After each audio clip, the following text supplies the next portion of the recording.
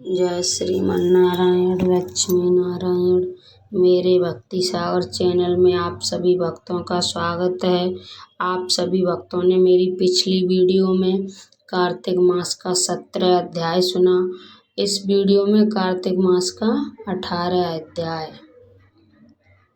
अब रौद्र रूप महाप्रभु शंकर नंदी पर चढ़कर युद्ध भूमि में आए। उनको आया देखकर उनके पराजित गढ़ फिर लौट आए और सिंहनाद करते हुए अयोध्या में दैत्यों पर प्रहार करने लगे। भीषण रूपधारी रुद्र को देख दैत्य भागने लगे।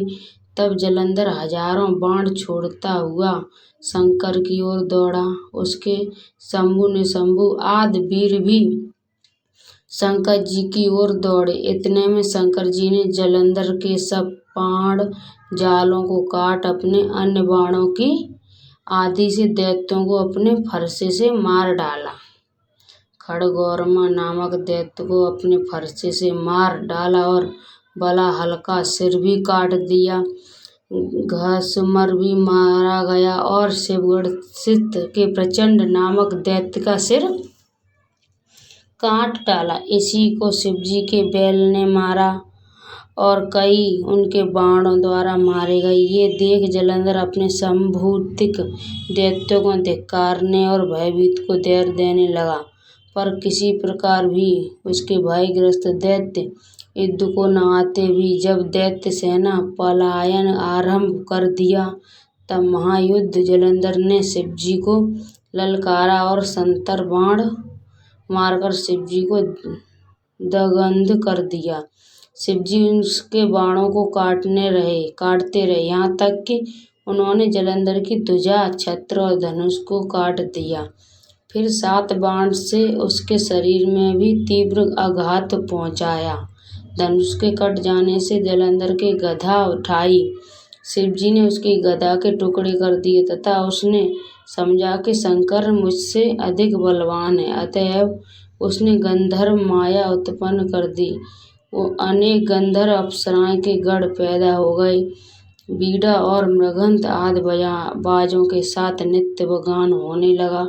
इसके अपने गढ़ों सहित रुद्र भी मोहित हो एकाग्र हो गए। उन्होंने युद्ध बंद कर दिया।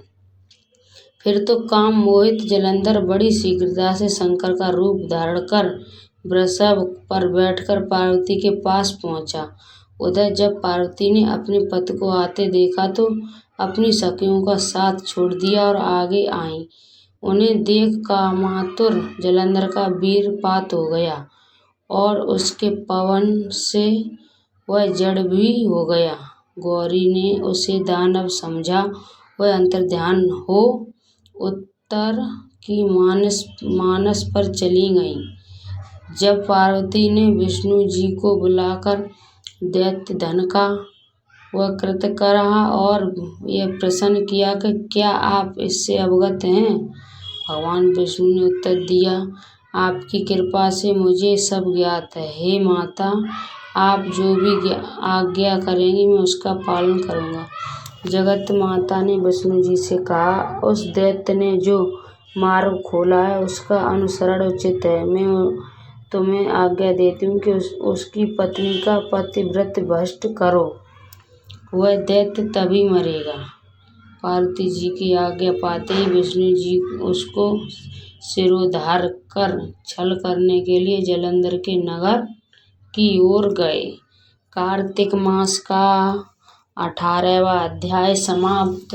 बोलिए कृष्ण कन्हैया की जय, विष्णु भगवान की जय, भोलेनाथ की जय, पार्वती मैया की जय। हर हर महादेव। कार्तिक मास का 19वां अध्याय। श्री विष्णु मम हृदय में प्रेरणा करने वाले नाथ, लिखूं महात्म्य कार्तिक राखो सिर पर हाथ। राजा पृथु ने पूछा, हे नारद जी, अब आप कहिए कि भगवान विष्णु ने वहां जाकर क्या किया तथा जलंधर की पत्नी का पतिव्रत किस प्रकार भ्रष्ट किया। नारद जी बोले, जालंधर के नगर में जाकर विष्णु जी ने उसकी पतिव्रता स्त्री वृंदा का पतिव्रत भंग करने का विचार किया। वे उसके नगर में उद्यान में जाकर ठहर गए और रात में उसको स्वप्न दिया। वह भगवान विष्णु की माया और विचित्र कारपति थी और उसकी माया द्वारा जब वृंदा ने रात में वह स्वप्न देखा कि उसका पति नग्न होकर सिर पर तेल लगाए महेश पर चढ़ाए वह काले रंग के फूलों की माला पहने हुए है तथा उसके चारों हिंसक जीव हैं, वह सिर मुड़ाए हुए अंधकार में दक्षिण दिशा की ओर जा रहा है। उसने नगर को अपने साथ समुद्र में डूबा हुआ इत्यादि बहुत ही स्वप्न देखे। तत्काल वह स्वप्न का विचार करने लगी। इतने में उसके सूर्यदेव को उदय होते हुए देखा तो सूर्य में से उसे छिद्र दिखाई दिया तथा वह कांतिहीन था। इसे उसने अनिष्ट जाना और वह भयभीत हो रोती हुई जज्जे अठारी तथा भूमि कहीं भी शांत हो प्राप्त न हुई और अपनी 2 सखियों के साथ उपवन में गई, वहां भी उसे शांति नहीं मिली। फिर वह जंगल में निकल गई, वहां उसने सिंह के समान 2 भयंकर राक्षस को देखा, जिससे वह भयभीत हो भागने लगी। उसी क्षण उसके समक्ष अपने शिष्यों सहित शांत मौनी तपस्वी वहां गया। भयभीत वृंद उसके गले में अपना हाथ डाल उससे रक्षा की याचना करने लगी। मुनि ने अपनी एक ही हुंकार से उन राक्षसों को भगा दिया।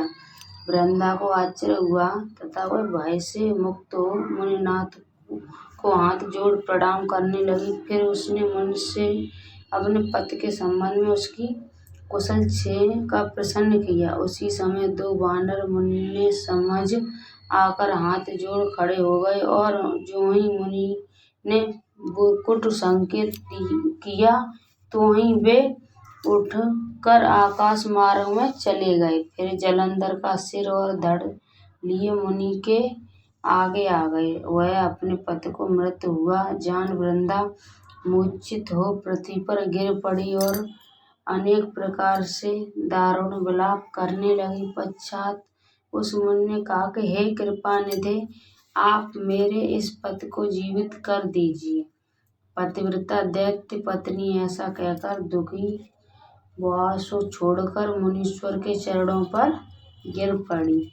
तब मुनीश्वर ने कहा कि हे शिवजी, द्वारा युद्ध में मारा गया जीवित नहीं हो सकता, क्योंकि जिसे भगवान से मार देते हैं वह कभी जीवित नहीं हो सकता, परंतु शरणागत की रक्षा करना सनातन धर्म है। इसी कारण कृपा करके मैं इसे जिलाए देता हूँ। नारद जी ने आगे कहा कि वह मुनि साक्षात विष्णु ही थे, जिन्होंने ये सब माया फैला रखी थी। वह वृंदा के पति को जीवित करके अंतर्ध्यान हो गए। जालंधर ने उठकर वृंदा को आलिंगन किया और मुख चूमा। वृंदा भी पति को जीवित हुआ देख अत्यंत हर्ष हुई और अब तक हुई बातों को स्वप्न समझा। तत्पश्चात वृंदा सकाम को बहुत दिनों तक अपने पति के साथ विहार करती रही। एक बार सुरल एवं संभोग काल के अंत में उन्हीं विष्णु को देखकर उन्हें ताडित करती हुई बोली, हे पराई स्त्री से गमन करने वाले विष्णु, तुम्हारे शील को धिक्कार है। मैंने जान लिया है कि मायावी तपस्वी तुम ही थे। इस प्रकार कहकर कुपित पतिव्रता वृंदा ने अपने तेज को प्रकट करते हुए भगवान विष्णु को शाप दिया, तुमने माया से 2 राक्षस मुझे दिलाए थे, वही दोनों राक्षस किसी समय तुम्हारी स्त्री ला हरण करेंगे। सर्वेश्वर जो तुम्हारा शिष्य बनाए, ये भी तुम्हारा साथी रहेगा। जब तुम अपनी स्त्री के विरह में दुखी होकर विचरोगे, उस समय वानर ही तुम्हारी सहायता करेंगे। ऐसा कहते हुई पतिव्रता वृंदा अग्नि में प्रवेश कर गई। ब्रह्मा आदि देवता आकाश से उसका प्रवेश देखते रहे। वृंदा के शरीर का तेज पार्वती जी के शरीर में चला गया। पतिव्रत के प्रभाव से वृंदा ने मुक्ति प्राप्त की। कार्तिक मास का 19वां अध्याय समाप्त। बोलिए विष्णु भगवान की जय। जगदीश की आरती। ओम जय जगदीश हरे स्वामी जय जगदीश हरे। भक्ति जनों के संकट क्षण में दूर करे। ओम जय जगदीश हरे। जो ध्यावे फल पावे दुख बिन से मन का। सुख संपत्ति घर आवे कष्ट मिटे तन का। ओम जय जगदीश हरे। मात पिता तुम मेरे शरण गऊँ किसकी। तुम बिन और न दूजा आस करूँ जिसकी। ओम जय जगदीश हरे। तुम पूर्ण परमात्मा तुम अंतर्यामी। पार ब्रह्म परमेश्वर तुम सबके स्वामी। ओम जय जगदीश हरे। तुम करुणा के सागर तुम पालन करता। मैं मूर्ख खल कामी कृपा करो भरता। ओम जय जगदीश हरे। तुम हो एक अगोचर सबके प्राणपति। किसी विधि मिलूं दयामय तुमको मैं कुमिति। ओम जय जगदीश हरे। दीन बंधु दुख हरता तुम ठाकुर मेरे। करुणा हस्त बढ़ाओ द्वार पड़ा तेरे। ओम जय जगदीश हरे। विषय विकार मिटाओ पाप हरो देवा।